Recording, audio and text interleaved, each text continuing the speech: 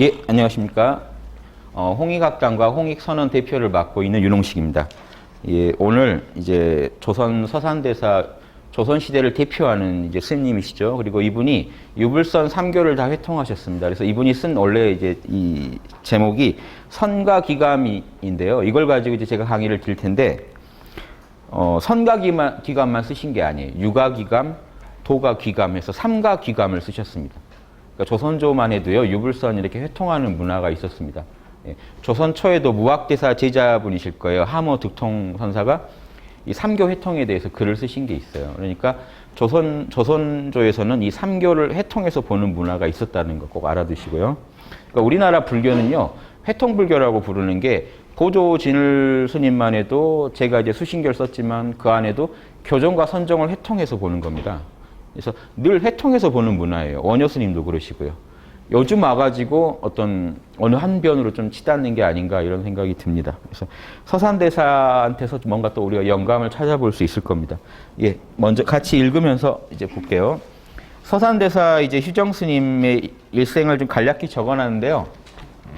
다들 워낙 잘 아시는 분일 테니까요. 간단하게 보면 조선시대에 이제 불교가 조금 쇠락해 갈 때쯤에 이제 중흥시킨 고승으로 이제 평가받으시는데, 젊어서 승과에 급제해가지고요, 선교를 또 총괄하시는 자리에 갔습니다.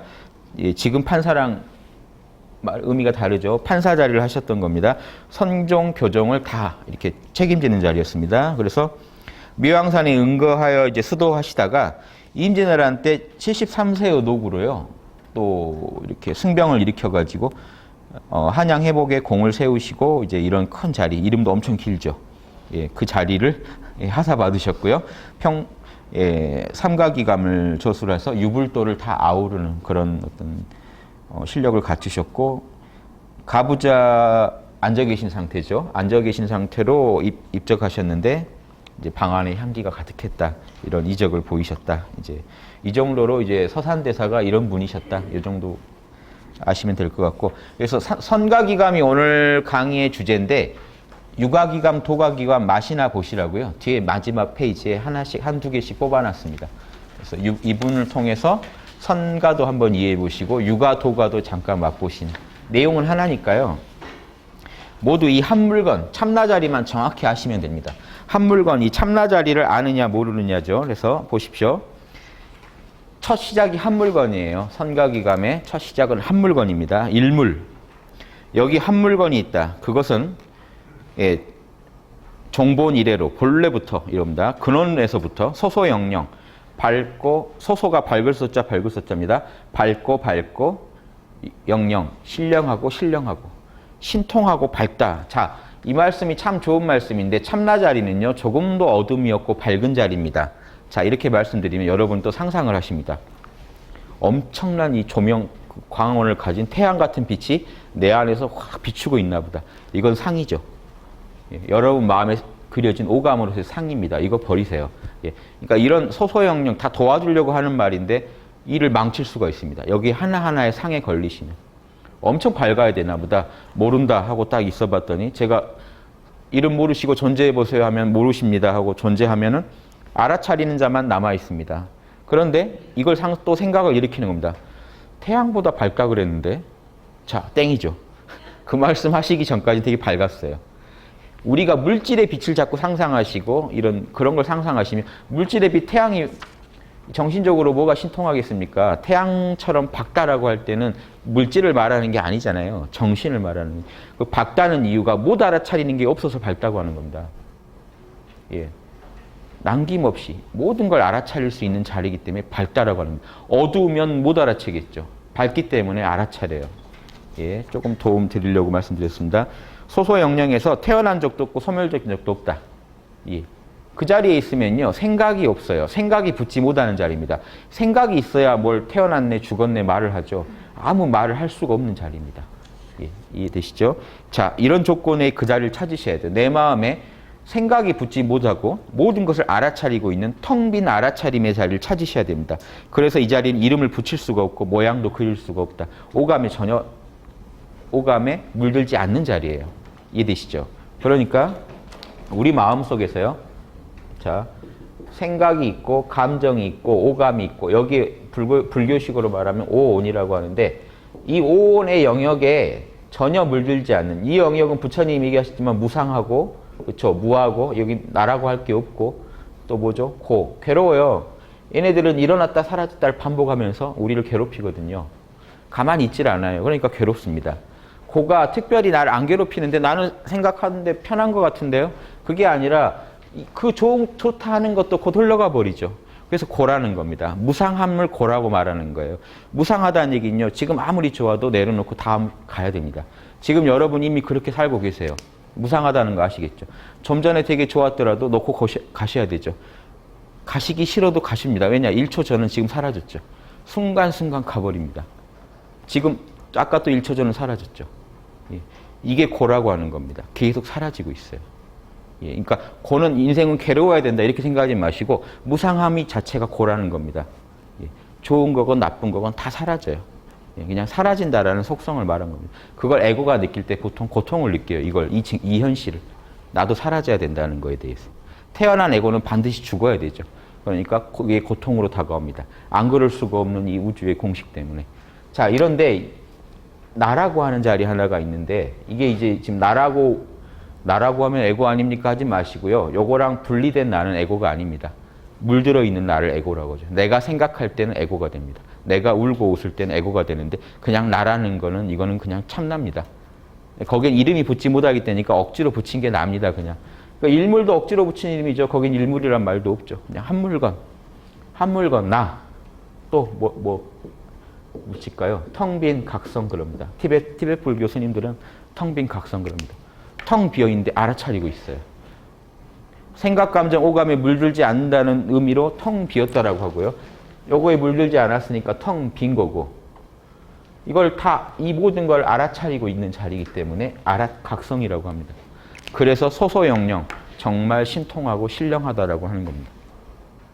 그러니까 달리 신통한 걸 찾으시면 안 돼요. 내 안에 보십시오. 생각, 감정, 오감 빼고 나면 이거예요. 그러니까 참나 찾는 건 아주 쉬워요. 생각, 감정, 오감에 물들지 않는 그 한 자리를 찾으시면 거기입니다. 참는 법도 아주 쉽죠. 근데 생각, 감정, 오감에 물들지 않는데 어떻게 태양 같은 빛을 느끼겠습니까? 그건 오감의 영역인데요. 예. 백천불보살이 계시는 자리다 그러니까 부처님이 백천불보살이 펼쳐져 있는 걸 상상하시면 그게 참나겠습니까? 오감이지. 예. 눈앞에 보이는 어떤 현상도 오감입니다. 오감에도. 그러면 이거 역으로 찾으면 뭐죠? 어떤 소리가 들릴 때 소리를 듣고 있다는 걸 알아차린 자리가 참날 거고 뭐죠? 울고 있을 때 이 슬픈 감정이 일어날 때 내가 슬퍼한다라는 걸 알아차리고 있는 자가 참날 거고요. 어떤 생각을 하나 일으켰을 때 저거는 저거 같아 라고 할 때 내가 저거는 저거라고 판단하고 있구나 하고 알아차리는 자리가 참나겠죠. 이렇게 추적에 들어갈 수도 있습니다. 그러면 이걸 뭐라고 하면 될까요? 생각하는 이놈은 누구지? 감정을 일으키는 이놈은 누구지? 보고 듣는 이놈은 누구지? 하는 걸 그걸 이목고라고 하는 겁니다. 이건 뭐지?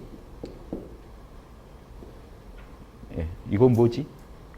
이건 뭐지? 라고 하는 거나 이건 뭐지? 하면 여기서 일이 들어오겠죠. 아니면 이 자리를 주인공이라고 부릅니다.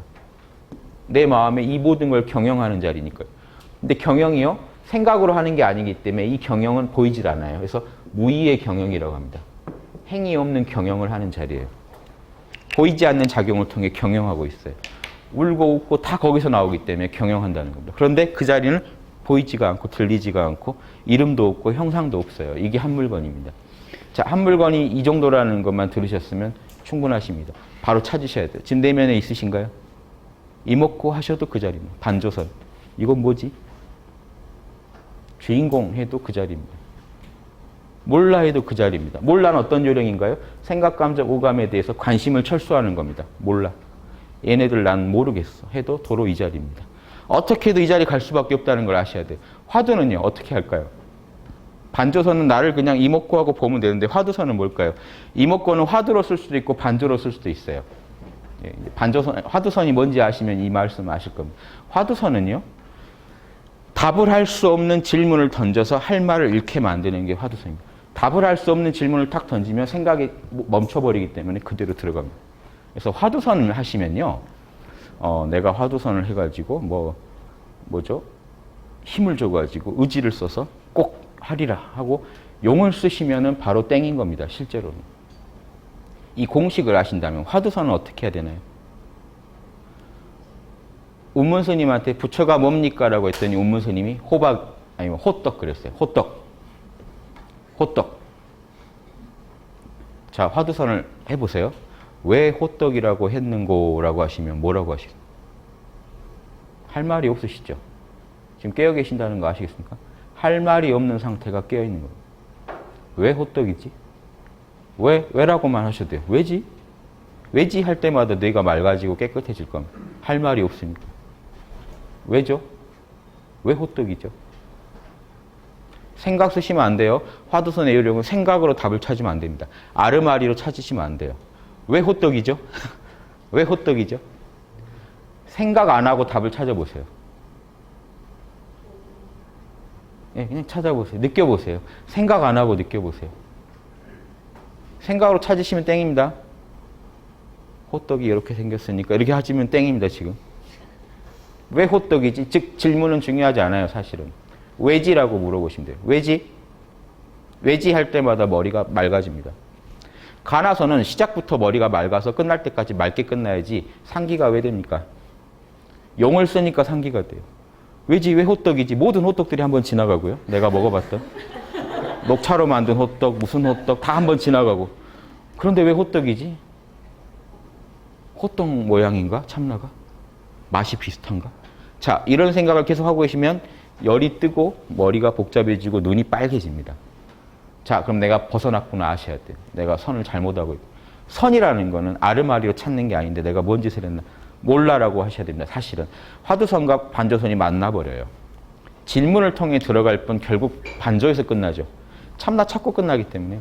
그러니까 질문을 통해 생각을 다운시켜버리면 바로 참나로 들어가는 겁니다. 할 말이 없으니까. 그래서 제가 말씀드립니다. 모든 수행은요. 에고가 할 말을 잃게 만드는 게 핵심입니다. 에고가 궁시렁거리고 제잘거리면 참나에서 멀어져요. 참나가 어디 가는 건 아닌데 내가 참나를 느끼기에는 되게 멀어집니다. 궁시렁거리는 소리 때문에 안 보여요. 참나가. 그걸 멈추면 보여요. 그러니까 여러분은 실제로 멋진 예술품이나 음악이나 자연경관 봤을 때 참나를 체험해요. 와 할 때. 할 말 없으시죠? 와 맛있는 거 먹으셨어요? 드셨어요? 와 이거야. 와 할 때 그때 할 말이 없습니다. 만족 상태예요. 그때가 참나를 느낍니다. 그러니까 바로 할 말을 없게 만들려면요. 어떻게 하면 됩니까? 반조선. 참나만 보세요. 이거 보지 마세요. 하면 할 말이 없어집니다. 또 하나는요. 아까 주인공한테 다 믿고 맡기세요. 완전히 믿어버리면 할 말이 없어집니다. 주인공을 아버지로 바꾸면 기독교도 똑같습니다. 아버지 할 때 아버지가 밖에 이렇게 멋진 모습으로 계시다고 생각하면 오감에 빠져버리는 거고 아버지 나와 둘이 아니신 아버지 해버리면 끝납니다. 아버지한테 딱 맡겼을 때 내가 아버지한테 맡겼다 하고 더 분별을 안 하면 그냥 아버지 만난 겁니다. 네, 아버지하고 더 편해지면 만나신 거예요, 이미. 그런데 아버지가 진짜 계실까 하면 다시 이쪽으로 튕겨 나오십니다. 아버지하고 생각을 분별을 멈추시면 여기 계십니다. 늘 이쪽으로 오는 게 관건입니다. 아버지. 화두선은요. 답할 수 없는 질문을 탁 던져가지고 할 말을 잃게 만드는 게 핵심입니다. 그러니까 화두선을 하실 때는 제가 가나선을 만약에 지도한다면 저는 아주 쉽습니다. 오시는 그날 이미 참나를 체험하세요. 왜 호떡이지 하고 할 말 없으실 때 이미 참나를 만나신 겁니다. 이걸 스스로 확인하는 데까지 시간이 걸릴 뿐입니다. 이게 참나였구나 하는 데까지 시간이 걸리는 거지 참나는 사실 바로 만나시는 거예요. 여러분 아까 제가 모른다 할 때 모른다랑 똑같습니다. 화두 들듯이 모른다를 드시면 똑같은 현상이 일어납니다. 모른다 하실 때 바로 할 말이 없어지시죠. 그때 참나를 이미 만난 거죠. 근데 그게 참나라는 걸 이해하는 데까지는 좀 시간이 걸리겠죠. 모른다를 자꾸 해보다가 편해지네? 몰라. 편해지네? 몰라. 편해지네? 이게 나네? 여기까지 시간이 걸리는 겁니다. 미리 말씀드린다면 처음 모른다 했을 때 이미 만난 겁니다. 이걸 나중엔 알게 돼요, 자기가. 나중에 참나를 알고 보면 그때 이미 만났구나라는 걸 압니다. 그때만이 아니라 내가 평소 사는 중에도 늘 만났구나. 이게 되게 자연스러운 현상입니다. 그래서 관화선을 하신다면 똑같은 현상이 일어납니다. 왜 호떡이지? 이목구가 지금 그러면 화두선으로 이목구를 하면 어떻게 될까요? 이건 뭐지? 하고 진짜 궁금해 하셔야 돼요. 화두선은 궁금함을 이용하는 선입니다. 이건 뭐지? 궁금한데 생각은 쓰지 말아요. 할 말도 없어요, 생각으로. 이건 뭐냐고 물어보는데. 이건 뭐지? 그 할 말이 없는 상태. 뇌에서 생각이 돌아가지 않는데 궁금한 상태 있죠. 거기 깨어 계신 거예요. 이게 가나선으로 이목구를 쓰시는 거고, 반저선으로 이목구를 쓰시면요, 이건 뭐지 하고 바로 생각, 감정, 오감은 내가 아닌 줄 아니까 이건 뭐지 할 때 안으로 바로 들어갑니다, 마음이. 이건 뭐지 할 때 생각도 버려버리고 감정도 버려버리고 오감도 버려버리면 반저선입니다. 그냥 그 자리를 찾아가 버리면. 그러니까 실질적으로 참나 자리를 빨리 거슬러서 생각 이전에 알아차리는 자리를 찾아가면 반저선이고, 이건 뭐지라는 그 의문의 궁금함을 품으면서 생각을 초월하면 우리가 가나선이라고 하는 겁니다. 굳이 구분하자면.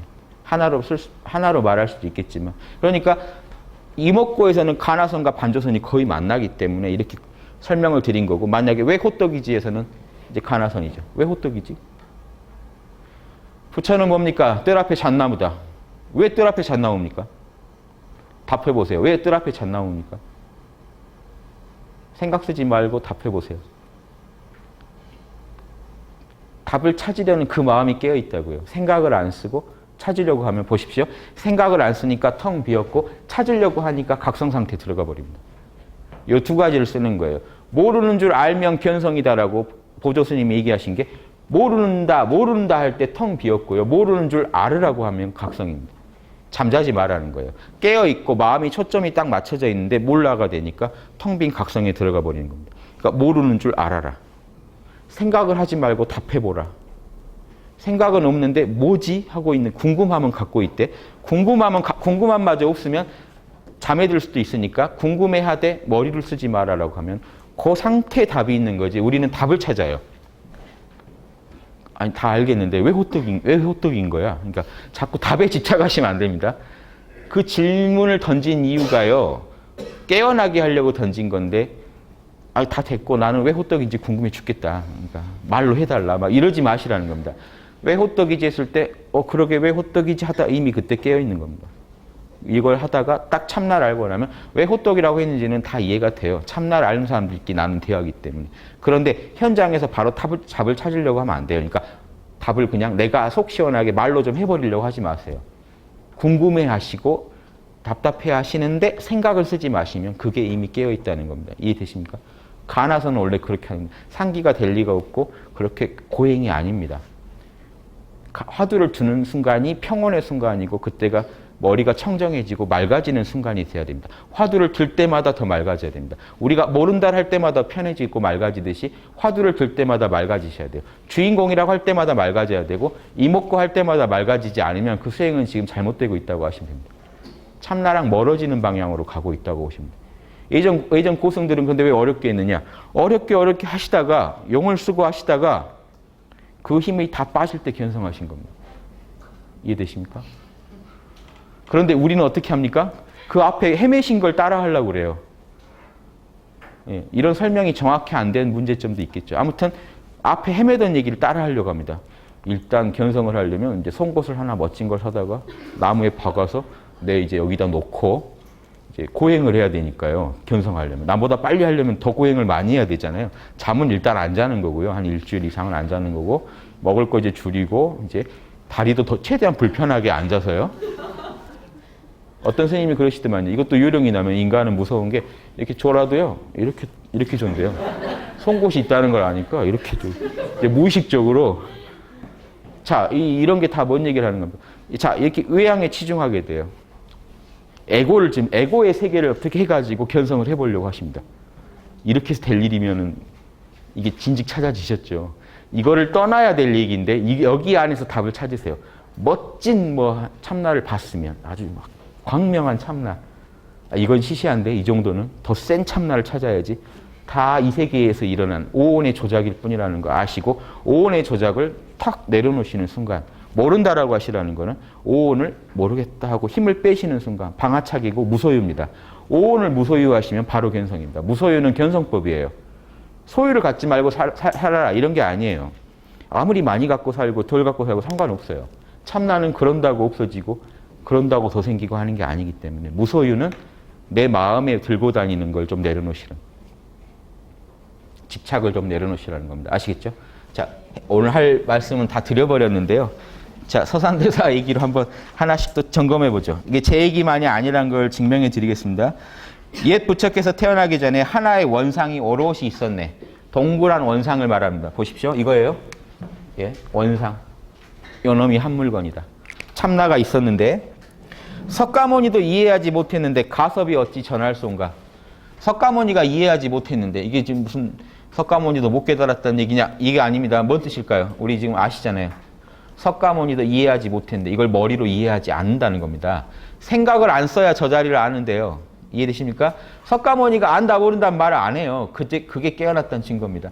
가섭이 어떻게 전해요? 이게 물건이 아닌데. 이해되십니까? 전하고 받을 수 있는 물건도 아니고 깨쳤네, 이해했네, 안 했네라고 말할 수 있는 물건도 아니라는 겁니다. 그냥 우리 안에 생생히 있는 거지. 이해되십니까? 바로 찾으세요. 자, 이걸 여기 이 앞에 있는 거는 이제 주해라는 거고요. 동그라미, 하얀 동그라미는 검정 동그라미는 평석이라고 해가지고 거기에 또 한 번 자기가 풀이를 단 겁니다. 원래는 원문만 있었는데 제자들이 좀 풀어달라고 하니까 풀어주신 거예요. 그래서 평석에서 또 뭐라고 하셨습니까? 유불도 3교의 성인들이, 그러니까 유불선 3교의 성인들이 모두 이 구절에서 여기서 나왔네. 이 한물건에서 나왔다는 겁니다. 이 자리 소소영령한 한물건에서 나왔으니, 그러니까 도가도 이거에서 나온 거고 유가도 여기서 나왔고 불가도 여기서 나왔다. 누구인가? 자, 거량할 자 누구인가? 나랑 이거 가지고 지금 법거량 할 사람 누구인가? 따져볼 사람 누구인가? 나와봐. 따져볼 사람 나와봐라 한 겁니다. 눈썹을 아끼는구나. 눈썹이라는 건요. 우리가 이렇게 제가 지금 제가 동영상 강의를 엄청 해버렸죠. 그럼 이제 제 눈썹이 없어야 돼요. 뭐냐면 이런 겁니다. 예전 어른들이 말하는 거는 이게 진리를 자꾸 말로 하다 보면 구업을 짓잖아요. 그럼 그 벌로 눈썹이 빠진다고 합니다. 그러니까 그 표현입니다. 눈썹을 아끼는구나. 나랑 따져보다 보면 눈썹 빠질까봐 걱정하는구나. 그러니까 뒷얘기는 별 얘기 아닙니다. 시비 걸 사람 있으면 나와봐. 내 말에. 눈썹 아깝니? 이제 뭐 이 정도의 끝입니다. 이해되시죠? 예. 그래서 달마가 눈썹이 있냐 없냐 막 이제 이런 얘기도 하고 수염 말고 눈썹은 좀 다른 의미예요. 그래서 제가 푼 선호록에도 이런 눈썹 얘기 스승이요 이렇게 한참 여름철 내내 설명해주고 제자들한테 이제 시비 거는다. 제자들이 깨어났나 보려고 내 눈썹이 있나 없냐. 그러니까 내가 진리를 너무 많이 밝혀내서 진리를 너무 많이 까발리는 거에 있어 청기누설로 인해서 눈썹이 빠지는 겁니다. 너무 내가 까발려서 눈썹이 혹시 남아있지 않지 않나? 이렇게 얘기를 하니까 제자가 너가 언제 진리를 얘기했다고 눈썹이 빠지겠냐? 이렇게 나옵니다. 그러면 이놈이 이제 호랑이 새끼를 키웠구나. 자기들끼리는 이게 이제 깨어났다는 이겁니다. 시비를 거는 거예요. 내가 눈썹이 남아있냐? 그러니까 그러게요 하면 땡입니다. 이쪽도 안 흔들리고 아니 뭐 그럴 리가 있냐? 도적질이 뭐 사기치지 마라. 이제 이런 식으로 나가면은 이렇게 저는 한 소식 했군. 흔들리지 않으시면 한 소식 하신 거예요. 저 사실 지금까지 고백할 게 있는데 모른다로 해서 깨어날 수 없습니다. 지금 흔들리시면 선사들은 이거를 자꾸 하는 거예요. 그러니까 방심하고 있을 수가 없어요. 다 깨어 있어야 돼요. 뭔 말 할 때 같이 응했다가는 끌려가니까. 사실은 제가 뻥이었습니다. 어쩐지 하면 이게 끝난 거구나. 어쩐지 안 되더라 하면 끝나신 거고, 그럴 때 흔들리지 않고 받아치시면 깨어 계십니다. 이런 식으로도 이제 도를 점검하는 겁니다. 이 수는 무한하죠. 이런 식도 있다는 것만 아시고요. 자, 두 번째로 가시면, 자, 선가기감 양이 방대한데, 총 81편인가 그래요. 제가 32편을 그 중에 뽑은 겁니다. 엑기스만. 그러니까 선가기감 한 번 다 읽으신 맛이 날 겁니다. 오늘 저를 따라오시면. 선지와 교문. 선지는 선종이고요. 교문은 교종입니다. 선종의 어떤 핵심 가르침을 선지라고 하고, 교문은 이제 교종을 말합니다. 석가세종께서 세 곳에서 마음을 전한 것은 선지이며, 그러니까 선지가 있고 일생 동안 설하신 거는 교문이다. 그러니까 선과 교에 대해서 이제 이해를 하시는 건데요. 자, 우리가 알아먹을 수 있게 생각, 감정, 오감의 세계에서 설명을 해주신 거를 교라고 합니다. 제가 옛날 글자를 많이 연구하다가 옛날 글자로 써버렸네요. 이 가르칠 교자입니다. 원래 산까지 갖다 놓고 자식한테 요게 매고요. 때리면서 가르친다는 건데 요즘 체벌 금지인데요. 이게 뭐냐면 이제 뭐라고 하면서 지적해가면서 가르친다는 겁니다. 자, 교인데 요거를 가르치는 건요. 바로 이목구, 주인공 이거 다 선입니다. 그쵸? 자, 선이란 글자는요. 볼 시자에다가 하나 단자입니다. 만물이 하나라는 걸 보는 걸 선이라고 합니다. 옛날 분들이 다야나라는 인도말을 번역할 때 선, 저 글자를 굳이 쓴 게 원래 선이랑 관계가 없는 글자인데 생기기를 하나인 것을 보다라는 글자가 그렇게 생겼길래 그걸 쓰신 겁니다. 자, 본래 하나 한 물건을 바로 보게 하는 방법이랑 설명을 찬찬히 해줍니다. 제가 지금 말씀드린 건 다 교죠. 그런데요, 제가 가끔씩 모른다고 하십시오. 예, 그겁니다. 요거 선입니다. 마음을 바로 전하면 선입니다. 참나를 바로 알게 해드리는 걸 선이라고 하고 또 그걸 닦는 걸 선이라고 하고 그 참나에 대해서 참나라는 물건이 어떻게 생겼고 닦는 과정도 설명해주고 이렇게 말로 쭉 풀어주는 걸 교라고 합니다. 그러니까 교와 선은 만나는 영역이 있겠죠. 결국 선도 교죠. 가르쳐주는 중에 참나를 툭 찾게 해주면 그 참는 마음이 탁 통해서 참나를 찾을 때 선이라고 하는 겁니다. 그래서 교와 선은 이렇게 만나면서도 다른 거죠. 그래서 교의 내용이 사실은 선이고 예, 선이 사실은 실천이고 교는 이론이라고 보시면 돼요. 그러니까 석가모니가 선을 그러면 초기 불교 지금 경전들이 전하는 건 다 교죠. 그래서 교 안에 또 선이 있는데 그 중에 선이 뭐냐? 석가세존이 했던 것 중에 선이 뭐냐 하면은요. 선은 세 곳에서 마음을 전한 거다라는 요거 삼처전심이라고 하죠.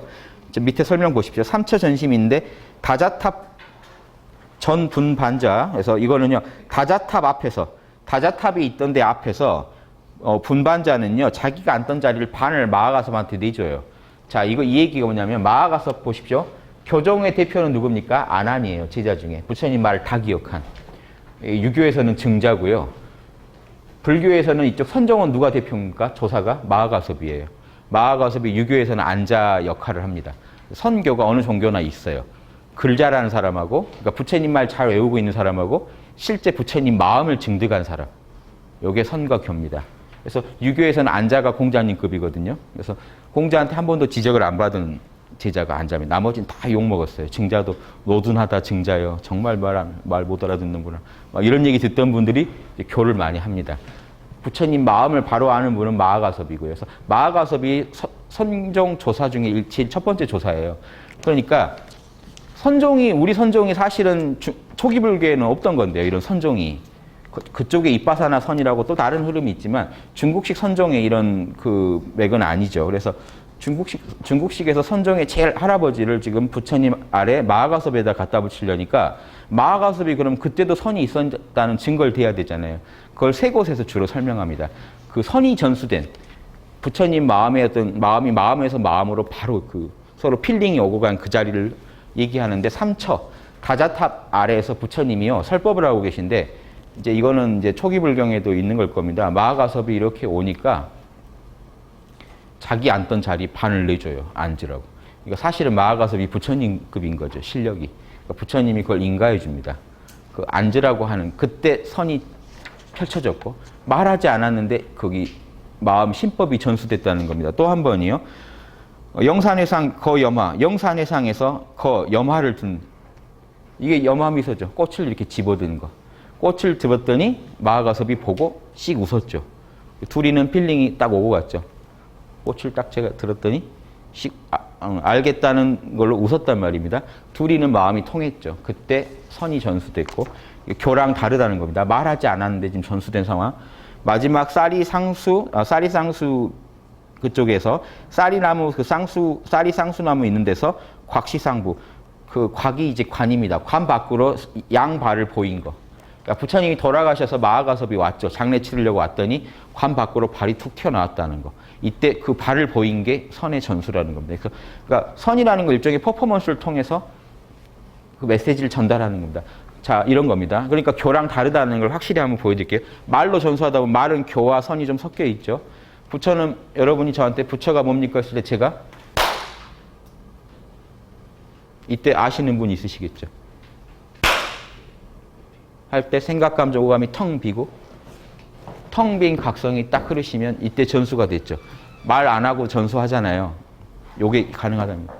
유마경에 보면 도를 얘기하다가 유마가 딱 침묵해버리면 그게 전수가 되고. 그러니까 말로 꼭 안 하거든요.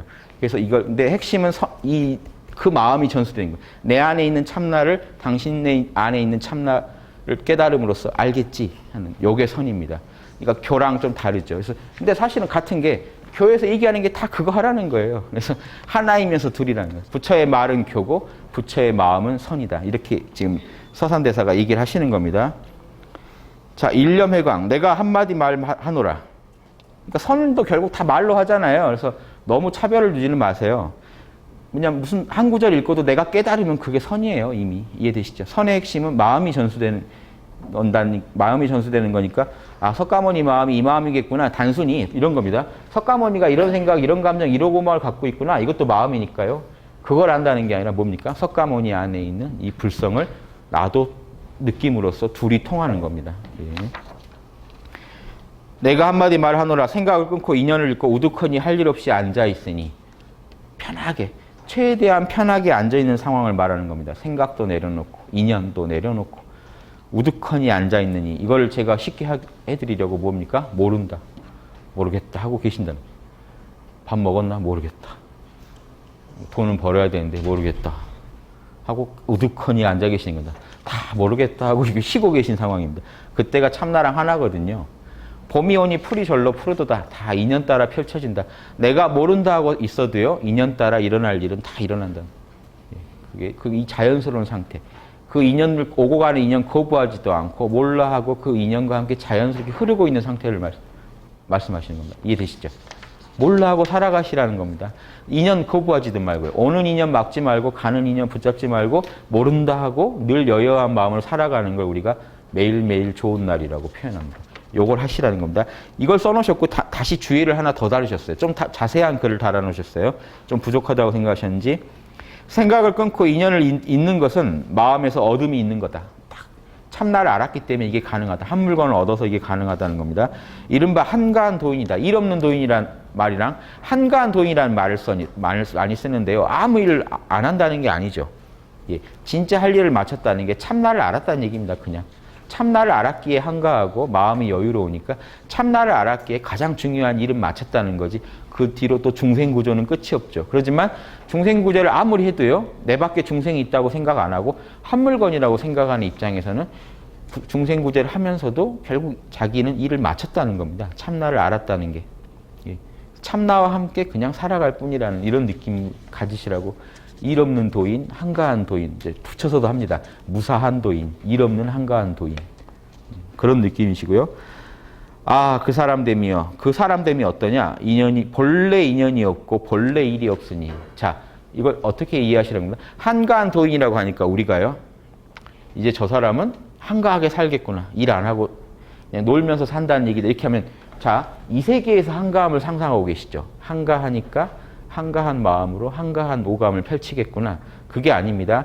이 도를 알아서 한가하다는 얘기고 이 자리를 알았기 때문에 일이 없다는 얘기죠. 그러니까 본래 인연이 없으니까 한가하다는 얘기를 하는 겁니다. 인연을 앞으로 안 짓고 안 한다는 게 아니고요. 예, 이 세계에서는 본래 인연이 없지 않느냐. 그러니까 참나만 알면 우주가 한가해진다는 겁니다. 내 마음의 한편에서는 참나의 영역에서는 한가하고 현상계에서는요, 더 바빠질 수도 있죠. 그러니까 그게 한가하다니까 역시 도인은 멋진 정자와 멋진 그런 산에 이렇게 전원주택 같은 거 하나 지어놔야 도인이 될 수 있나 보다 하지 마시라는 그런 현상계의 한가함을 얘기한 게 아니라는 거예요. 본래 인연이 없기에. 참나 자리에 뭐가 있습니까? 아무것도 없죠. 예. 그 참나와 함께 살아가시는 분을 한가하다고 하는 겁니다. 그 자리에는 본래 인연이 없고 본래 일이 없으니. 나와 남이 거기는 없는데 무슨 일이 있겠습니까? 그래서 배고프면 밥 먹고 피곤하면 잘고 자연의 순리에 맞춰서 살아가라는 겁니다. 맑은 물 푸른 산을 뜻대로 소유하며 오촌이건 술집이건 자유자재. 그럼 오촌이라고 뭐 비리고 뭐 술집이라고 탁하고 그렇지 않다는 겁니다. 현상계에서는 그게 비리고 탁할지언정 참나 자리에서는 둘이 아니기 때문에 거기 간다고 뭐 그 참나가 더 어두워지고 그러지 않는다는 겁니다. 그래서 안락하고 편안히 지내면서 세월을 도무지 알지 못하나 봄이 오면 이와 같이 풀이 절로 푸르구나. 자연에 순응하고 살아가는 겁니다. 자연을 거부하지도 않고요. 자연의 질서를. 이러시죠. 이걸 좀 풀어주신 겁니다. 이런 한가한 도인이 이제 되시라는 겁니다. 그래서 선문은 이제 이걸 추구하는 게 선문이잖아요. 경전 공부를 할 때는 교정 이상으로 공부하셔야 됩니다. 하지만 선을 할 때는 이걸 다 내려놓으셔야 돼요. 이 두세 개를 넘나드시는 분이 제일 고승이고 최고의 선지식이죠. 이거는 되게 잘하시는데요. 이거 물어보면 교회에서 턱턱 막히면 또 그것도 답답할 노릇입니다. 번내장, 소제장, 즉 무지와 아집이 안 끊어졌기 때문에 자유자재로 설법을 못하는 겁니다. 그래서 지금 서산대사만 해도 교나 천 다 닦으신 분이잖아요. 그러니까 그걸 아셔야 돼요. 예, 그래서 교문에서는 오로지 한마음 법만 전하며 둘이 아니라는 겁니다. 교회에서 교종에서 최고의 그 경전들에서 주장하는 우리가 찾아야 할 게 뭐냐 그러면 일심 그럽니다. 원로대사가 대승기신론에서 일심, 우리는 결국 일심을 찾아야 된다. 우주는 일심에서 나왔다는 걸 이론적으로 밝힌 게 교종입니다. 그래서 교종은 한마음법만 전하고 선문에서는 뭘 전하나요? 그 일심 다 좋은데 일심 지금 어딨냐? 일심 다 좋은데 일심 어딨냐 해가지고 바로 찾게 해줍니다. 이게 선이에요. 그래서 선에서는 견성법만 전한다. 그 성을 바로 보게 하는 걸 강조한다. 두 개가 아기가 딱 맞겠죠. 이쪽은 이 참나에 대한 이론적 매뉴얼을 설명해주고 요거는 그 제품을 직접 써보게 해주고 이 두 가지가 같이 돌아가야죠. 이해되시죠? 자, 스마트폰을 샀어요. 본의 아니게 스마트폰 전도사 같은데 그냥 첨단 문명을 상징하는 겁니다. 여러분이 쓰시는, 일용해서 쓰시는 그 물건을 잘 쓰고 계세요. 그런데 내가 제일 잘 쓴다고 장담할 수 있나요? 매뉴얼을 한 번도 안 보셨다면? 잘 쓰고 있긴 한데 분명히 매뉴얼 한번 보시면요. 뭐야 이런 기능도 있었어? 왜 여태까지 몰랐지? 이걸로 뭐 버스 시간도 알 수 있다고? 나는 나대로 잘 쓴다고 생각했는데 이게 선사와 선정과 교정이 서로 보완해야 될 이유입니다. 이해됐어요? 이쪽은 제품만 쓰신 분들이기 때문에 제품은 잘 쓰시는데 매뉴얼을 안 봤기 때문에 뭔가 부처님보다 잘 못 쓰고 있을 확률이 커요. 부처님은 이제 스마트폰의 달인이라고 상상하십시오. 스마트폰 만든 회사에서도 그렇게까지 쓸 줄은 몰랐다는 말을 듣는 달인이라고 생각하시고 이제 우리는 스마트폰을 막 사서 쓴 사람들입니다. 선종이라고 치면. 교정은 뭘까요, 그러면? 스마트폰은 본 적이 없는데요. 매뉴얼을요, 샅샅이 파가지고요. 매뉴얼을 다 외우고 있어요. 뭐 하면 어디다 쓰고, 근데 써본 적은 없어요. 내가 한번 구하기만 하면 정말 잘 쓸 자신 있다. 자, 왜 선사와 이 교정의 강사가 같이 얘기를 나눠봐야 되는지 알겠습니까? 이분은 이 사람한테 이렇게 쓰면 더 잘 쓴다더라는 달인의 경지, 부처님, 그러니까 달인의 경지에서 그 쓰는 노하우들을 가르쳐 줄 수가 있고, 이 사람은 이 사람한테 제품을 너도 한번 써봐라 하고 권해줄 수가 있습니다. 예. 이 둘이를 같이 닦아. 한 개인이 이걸 같이 닦아야 됩니다. 그래야 공부가 원만합니다. 예. 이 얘기를 조금 이따 또 할 거예요. 서산대사가 이걸 아주 강조합니다. 부처와 조사. 여러 부처의 설법은 활과 같고, 조사의 설법은 활줄과 같아. 조사를 좀 더 높이 칩니다. 좀 부처님한테 불경하지 않나 하는데 지금 여러 부처의 얘기라는 거는 경전을 말해요. 경전은 활과 같다. 무슨 의미일까요? 활은 이러죠. 활은 구부러져 있고 뭐죠? 이게 화살이라면 활줄은 어떻게 돼 있나요? 곧죠. 이 얘기입니다. 부처님은 여러 다양한 사람들한테 진리를 설명해 주려고 다양한 방편을 썼다는 거야. 활처럼 구부러져서 완곡하게 설명을 하고 있는데 선사들은요, 그런 거 없죠. 몰라. 대뜸 활줄처럼 곱게 들어가 버린, 바로 찔러버린다는 거예요. 다이렉트로. 다이렉트로 참나를 얻으라고 가르쳐 주는 게 선이고, 그 참나의 다양한 기능에 대해서 써놓은 게 매뉴얼이 이 교라는 겁니다. 이해되시죠? 이게 활과 같고 활줄과 같다. 부처의 설하신 걸림이 없는 법은 바야흐로 한맛으로 돌아가니. 즉, 근데 이 교정에서 설명한 것 다 결국 한맛이라는 겁니다. 한마음이다. 자, 그런데 이 한맛의 자치마저 떨쳐버려야 바야흐로 조사가 보인 한마음이 드러나게 된다. 자, 교정에서 설명한 한마음 맞다, 좋다. 근데 이거 자치를 떨쳐야 된다. 이것도 생각이다. 이걸 놓으면 진짜 한마음이 드러난다. 이해되시죠? 그걸 내려놓을 때 이것마저도 몰라라고 할 때 우린 진짜 한마음을 알게 된다. 그래서 이 한마음이 드러나니 그러므로 뜰 앞에 잣나무라는 화두. 부처가 뭡니까? 뜰 앞에 잣나무. 이게 선입니다. 교가 아니죠. 활줄이 같이 곧게 지금 설명해 버린 겁니다. 부처가 뭡니까? 뜰 앞에 잣나무 했더니 깨어나 버렸어요. 자, 이게 선입니다. 이런 설법은 화두는 용궁의 대장경에도 없다. 용수보살이 용궁의 대장경이 뭐냐면 우리가 아는 대승경전들을 말합니다. 예전에 그런 이제 뭐 화엄경이나 이런 것들 어디서 가져왔느냐? 초기불경이 아니거든요. 초기불경에 석가모니가 한 얘기가 아닌데 중간에 대승경전들이 등장해 버렸잖아요. 얘네는 뭐냐라고 공격을 하니까 한다는 말이 뭐라고 했냐면 영수보살이 영궁에 가가지고 영궁에 가니까 대장경들이 있더래요. 근데 석가모니 우리 지상에 있는 경전이랑 다르더라는 겁니다. 그거를 갖다가 이렇게 기억해뒀다 와가지고 글로 쓴 게 지금 우리가 아는 대승의 이제 팔만대장경에 해당되는 그런 거라는 요 얘기를 말하면 그러니까 화두는 영궁에 가도 없다. 이해되시죠? 왜냐하면 교종이랑 다르니까. 교종이 영궁에서 가져온 거거든요. 경전들이. 경전에 없는 내용 아니냐 뜰 앞에 잣나무는. 즉 영궁의 대장경에도 없다 이거는. 바로 깨어나게 하는 이런 비법. 몰라 이건 영궁에 안 적혀있다. 영궁이 없다. 몰라 하면 바로 깨어나는데 지금 이 몰라는 선법입니다. 그래서 그 참나의 작용을 이렇게 원리와 작용을 설명하면은 이제 교정이고요. 자, 뜰 앞에 잣나무가 왜 그렇게 했습니까? 이거랑 같은 겁니다. 자, 부처는 뭡니까? 여러분이 저한테 물어보니까 제가 펜만 보십시오. 뭐다 저다 하지 마시고. 요걸 보고 있는 그 순수한 알아차림이 그 자리입니다. 그러니까 여러분의 생각, 감정, 오감을 진정시키고 깨어나게 하는 걸 도와주는 방편입니다. 그거 보시라고. 그것만. 보통 주먹을 많이 씁니다. 딱 이거 하나 내밉니다. 그럼 이거 집중해서 보시겠죠. 그거다는 겁니다.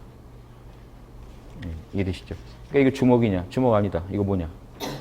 다양하게 쓸 수 있습니다. 집중시키는데 주먹이라는 상도 털어버리라는 거. 이거 주먹 아니다.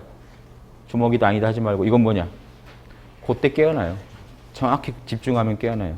자, 이런 법은 영궁에 없다.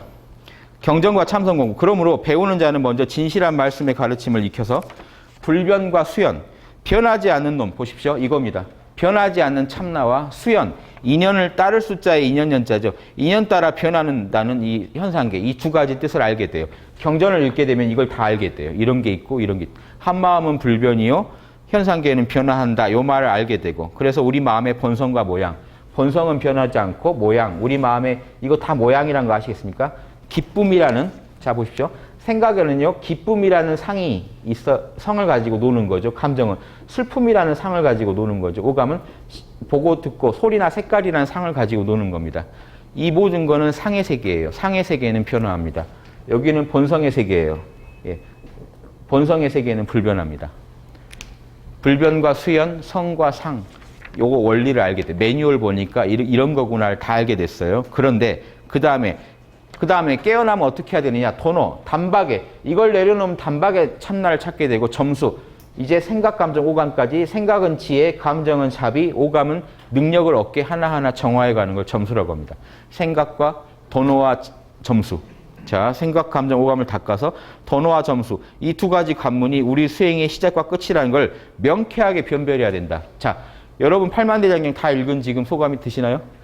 서산대사가 말한 지금 모든 팔만대장경의 종합은 뭡니까? 본성과 모양, 불변과 변화, 도노와 점수. 아셨죠? 자, 이제는 뭐 하셔야 됩니까? 그것마저 내려놓고 몰라 하셔야죠. 참나를 알아야 되니까. 자, 여기까지가 교의 역할입니다. 교는 여기까지 매뉴얼을 다 설명해 주는데 이제 제품을 써봐야죠, 실제로.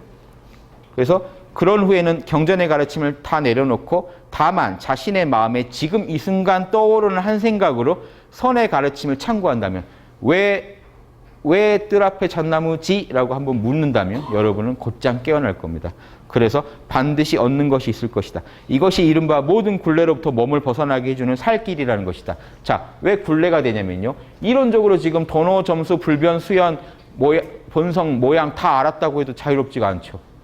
그래도 괴로워요. 그러니까 이것마저 다 내려놓고 왜 뜰 앞에 잣나무지? 이건 뭐지? 몰라. 주인공 했을 때 진짜 살 길이 열린다는 거예요. 그때 제 손에 스마트폰이 딱 주어져요. 그전에는 매뉴얼만 열심히, 매뉴얼 책이 너덜너덜하게 읽었다 하더라도 제품을 써본 적이 없으니 갈증이 나서 답답합니다. 그런데 탁 한 생각을 돌렸더니 내 손에 스마트폰이 탁 옛다 하고 딱 주어지는가 보고 이제 살았구나 하는 마음이 들겠죠. 이제 찾았구나. 참나를 찾았으니 본격적으로 이제 내가 그동안 알고 있던 매뉴얼대로 한번 써보겠다. 예, 이게 선과 교가 같이 가야 되는 이유입니다. 만약에 교를 안 했다면 그분은 어떻게 될까요? 스마트폰을 알았어요. 자기가 알아낸 데까지만 쓰면서 자기는 되게 잘 쓰는 줄 알고 살다 가는 겁니다. 예, 교를 익히셔야 됩니다. 교는 그냥 매뉴얼이 아니고 그 회사에서 나온 매뉴얼이 아니고 뭡니까? 부처님, 즉 제일 잘 쓰신 분들이 써놓은 팁들입니다.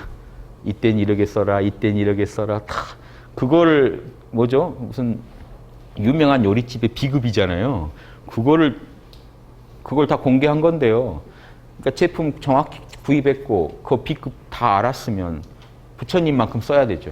근데 지금 부처님만큼 못 쓰신다면 둘 중에 뭐가 부족한 겁니다. 제품을 지금 손에 못 잡아봤거나 정확한 이걸 최대한 잘 쓰면 어디까지 쓴다는 걸 모르는 겁니다. 예. 그래서 참나를 깨달아서 이렇게 쓰는 분이 많아요. 그냥 자기 하나 편한 정도로, 자기 우울할 때 힘들 때 마음 안정 찾는 정도로 쓰는 분이 많은데 이것도 물론 좋은 효능이지만 훨씬 더 많은 엄청난 지혜와 엄청난 자비를 할 수도 있다는 거. 중생을 다 부처로 만들 수 있는 엄청난 능력이 거기 있다는 것까지 아셔야 됩니다. 예, 이게 이제 하시는 말씀입니다. 그래서 공안을 간절히 참고하라. 진짜 선을 닦고 싶다면 대저 본래 참고하는 공안을 간절한 마음으로 공부하되, 여러분이 본래 이제 화두선을 얘기한 겁니다. 왜냐하면 서산대사 때는 가나선이 우리나라에 많이 유행했으니까 가나선 하는 분들을 대상으로 한 겁니다. 그러니까 참고하는 공안이 하나 정도는 있겠죠. 여러분은 뭘로 지금 정하실 겁니까? 지금 이 스토리를 따라가려면 뭘로 하시면 좋냐면요. 걔는 불성이 없다. 요거 아시는지 모르겠지만 이런 겁니다. 조주 스님한테 누가 물어봤어요. 걔는 불성이 있나요? 없어. 걔가 왜 불성이 없죠? 만물이 다 불성이 있다고 했는데 의문이 드시죠?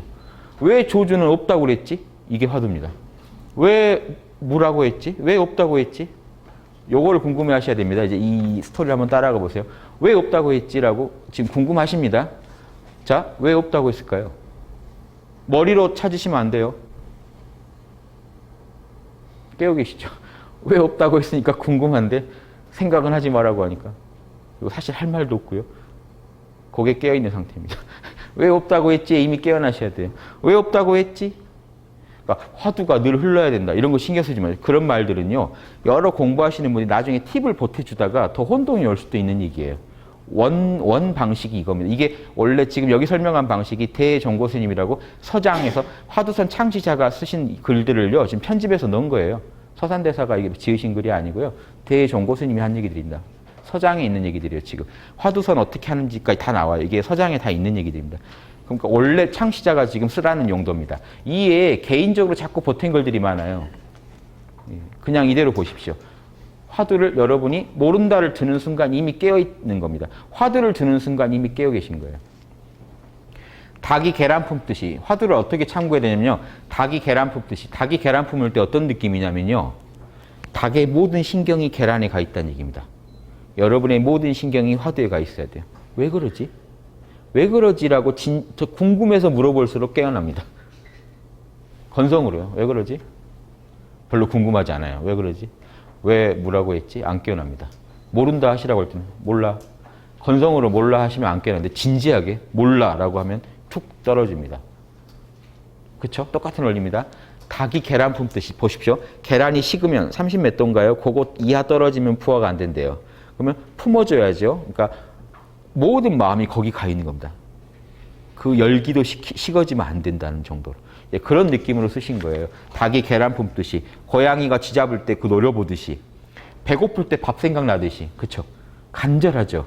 그때 목이 마를 때 물 생각나듯이 간절합니다. 아기가 엄마 생각하듯이. 또 이런 얘기 많이 들어요. 멧돼 독자 잊어버리고 찾는 마음. 찾듯이. 경허스님이 옛날 참선곡에는 그런 거 있었죠.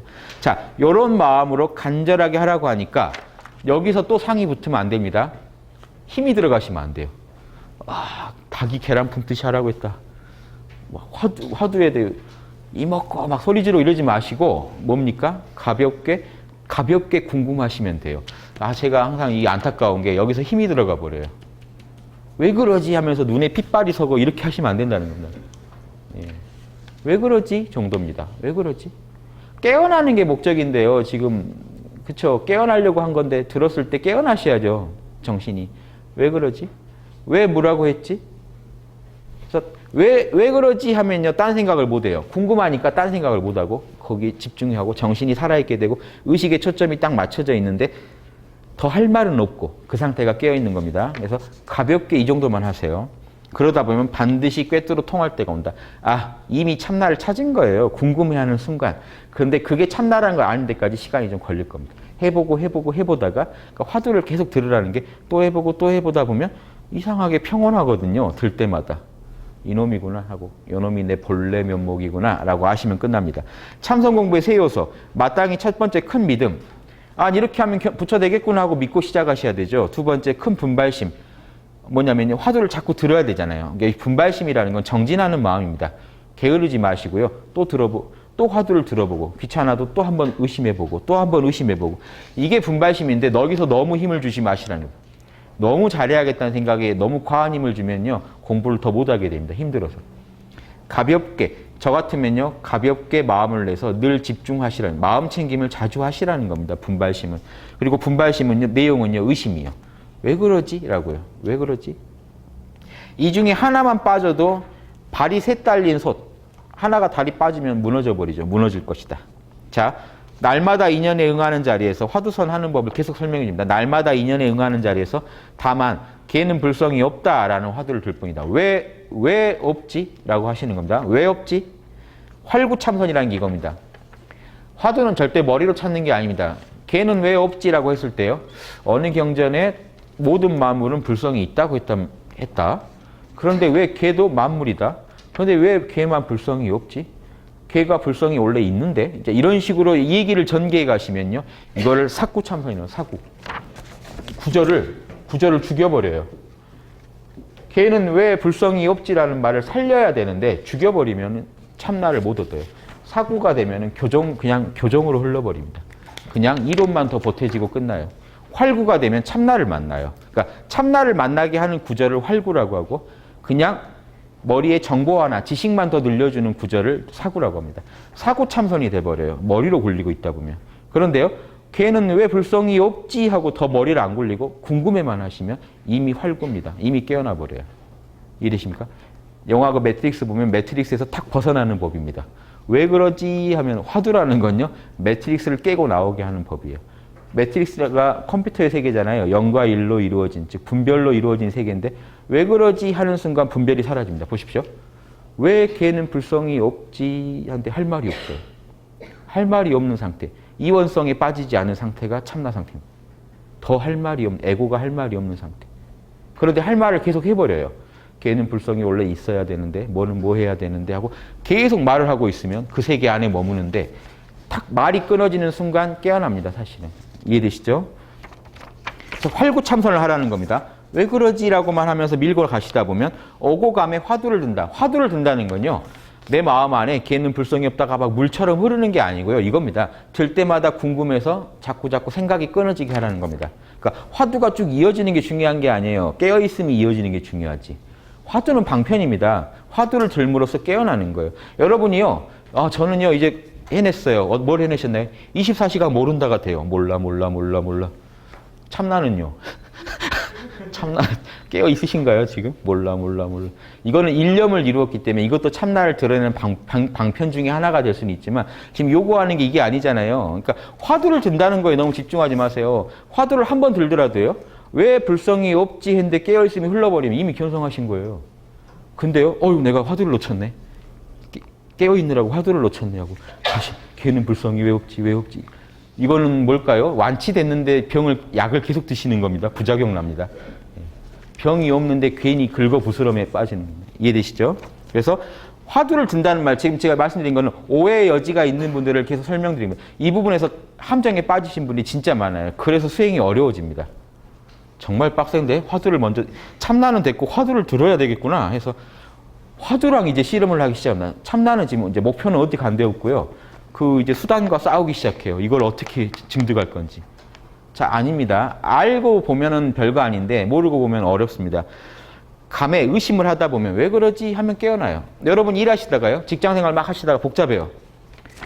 막 일이 꼬이고 얽혔는데요. 그 순간에 한번 물어보세요. 걔는 왜 불성이 없지? 한 5분간 깨어나서 몸과 마음이 치유가 됩니다. 그러고 다시 일하시라는 겁니다. 이게 화두는 들 때마다 맑아지고 기분 좋아야 돼요. 화두는 교통스러운 건데 그걸 들어야 되니까 수행 자체가 고해 연속이 됩니다. 고행하지 말라고 하셨죠, 부처님은. 즐거워야 돼요.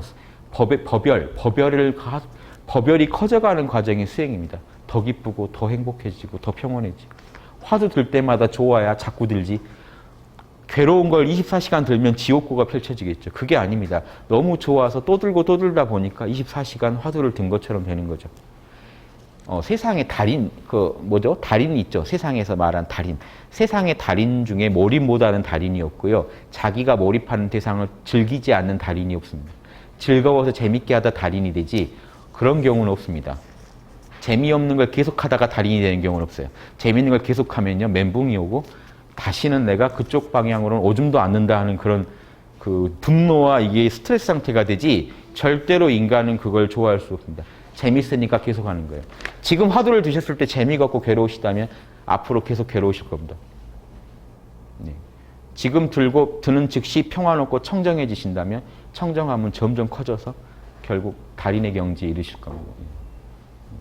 제가 말씀드린 거를 한번 가지고 체크해 보세요. 이게 안 돼서 안 되는 겁니다. 이게 시작부터 잘못됐기 때문에 안 되는 거지 시작이 잘 됐는데 결과가 나쁠 이유가 없습니다. 씨앗이 제대로 심어졌다면요. 그냥 방치해도 큽니다. 사실은. 잘하게 돼 있어요. 그 생명력이요. 계속 뻗어나가게 돼 있어요. 이해되시죠? 잡초도 크지만 벼도 크게 돼 있어요. 적당한 때 잡초 잘라주면 돼요. 그래서 이 씨앗이 제대로 심어졌다면 생명력을 가지고 커나간다는 거 아셔야 됩니다. 근데 내 수행이 내가 볼 때만 이놈이 크는 것 같아요. 돌아서면 안 커요. 억지로 막 커라 하면 좀 크는 것 같고 이런 식으로 수행을 하니까 과연 벼가 자랄지 너무 힘든 작업 아닙니까? 내가 만들어가는 수행을 하시기 때문에 그렇습니다. 힘을 빼시면 그 자리니까 화두가 힘을 빼는 자리가 돼야지 힘을 쓰게 하는 자리가 되면 안 된다는 게 간곡한 부탁입니다. 화두선으로 저한테 의뢰해 오시는 분이 많은데 그렇게 하시면 안 되시는 법들을 많이 하고 계세요. 꼭 참고하시기 바랍니다. 5분 쉬고 다시 하겠습니다. 예.